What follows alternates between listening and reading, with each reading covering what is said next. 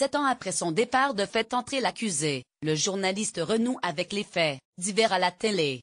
Avec l'incroyable affaire du tueur à la moto diffusée à 21h, il s'interroge sur la sacro-sainte religion de l'aveu.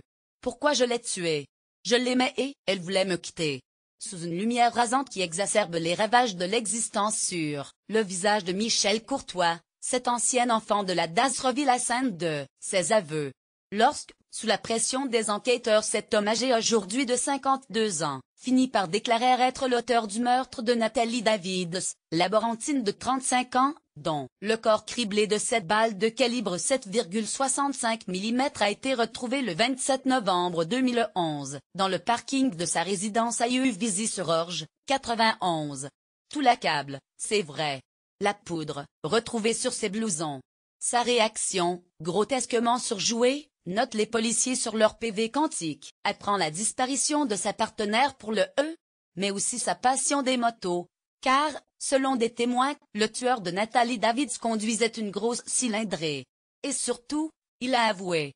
Lire aussi, Christophe Ondelat, je préfère la radio Carcé, une femme fidèle. Chargée de l'enquête, la jeune juge Aurélie Poirier tient son coupable.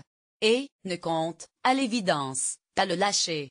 Même lorsqu'elle comprend que cet homicide n'a rien à voir avec un crime passionnel.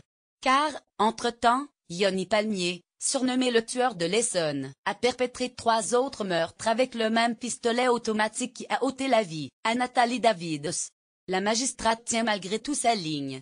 Jusqu'à l'obsession, elle va procéder à des vérifications pour savoir si Michel Courtois, qui croupit à Fleury-Mérogis, n'est pas le commanditaire de ces assassinats en série commis de sang-froid. Tant pis s'il n'a pas le profil d'un caïd. Et Palmier, bientôt arrêté, reconnaît tous les crimes, dont celui de la laborantine, pour lesquels il sera condamné à la perpétuité. Dynamiser le récit ancien ouvrier du bâtiment, qui à ce jour n'est pas retrouvé de travail, Courtois ne sera libéré que 6 mois après son arrestation. Après l'examen d'une plus qu'hypothétique complicité entre le tueur de l'Essonne et l'innocent passé aux aveux prématurément. Une erreur judiciaire en or pour Ondelat, qui, la nuit tombée, de 2000 à 2011, après être revenu sur les grandes affaires criminelles de l'Hexagone, refermait la porte d'un studio dépouillé au fond d'une cour sur la musique, devenue célèbre, de Jean-Marie Loerfael Tida.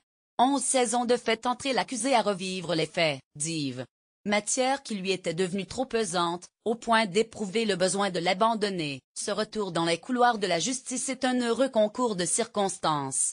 TMC avait dans ses cartons ce bon documentaire sur la victime collatérale de Yoni Palmier, mais ne savait qu'en faire. Je leur ai dit que je pouvais reprendre tout le commentaire et dynamiser le récit, a expliqué à Télé Loisirs le journaliste, dans l'émission Ondelat raconte sur Europe 1 lui a redonné, semble-t-il, le goût des enquêtes criminelles. Cette fois, il ne se met pas en scène. Seule sa voix de regomme et son empathie servent la cause d'un innocent.